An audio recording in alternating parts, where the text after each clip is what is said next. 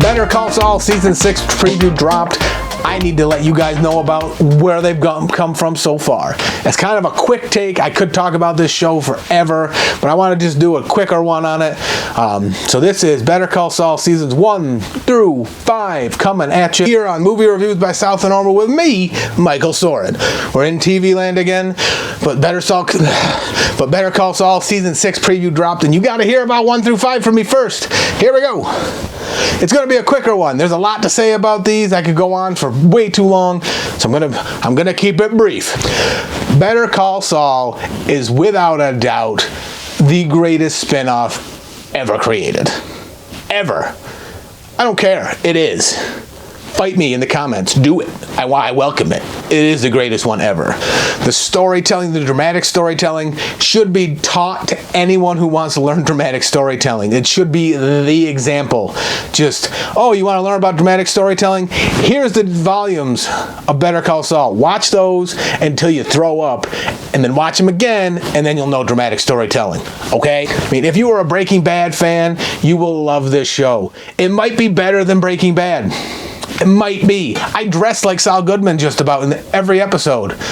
He didn't inspire this look, but I'm okay with it. And the show doesn't, like, yes, it did rely on Breaking Bad to become a thing, but if you haven't seen Breaking Bad and you start watching Better Call Saul, you won't miss a thing.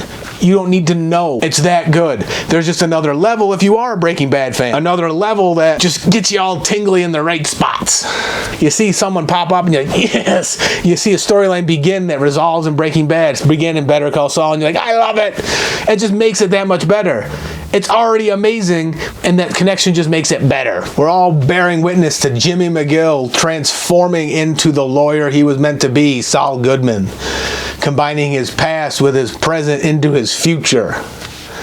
And it's Bob Odenkirk is just so good in this TV show, in this series. He deserves everything he's gotten and more. For his portrayal of Saul Goodman, Jimmy McGill. He's become this boring elder law lawyer that you're just like, oh, here we go. They're procedural, and now they're just law procedural. But then they have the background of the drama of his life, of him with Saul, and starting over. He goes from the boring elder law lawyer to Saul Goodman, and it's just a nonstop dramatic entertainment ride the whole way. Rhea Seehorn is just fantastic as the counterpunch to Bob. Fantastic. Without her, I don't think the show would work. She's got that moral middle where she sways both good and bad, constantly trying to find her own way. She's got a lot of the bad. She built herself up to this good, but the good was not as tantalizing as the bad.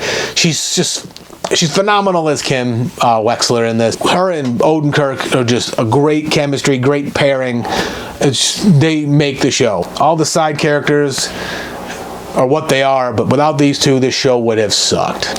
You got it's not all just Saul Goodman. Of course, like I said, they have the storylines beginning that pay off in Breaking Bad, like the Gus Fring, Los Pollos Hermanos storyline is beginning in this show, and you got a taste of it in Breaking Bad. It's still cool to see the beginning. It's very tantalizing to see the beginning of where it came from and how he got to where he was in Breaking Bad. It's there for the Breaking Bad nostalgia, but you don't need it. That's the great thing of the writing of this show, is its own story.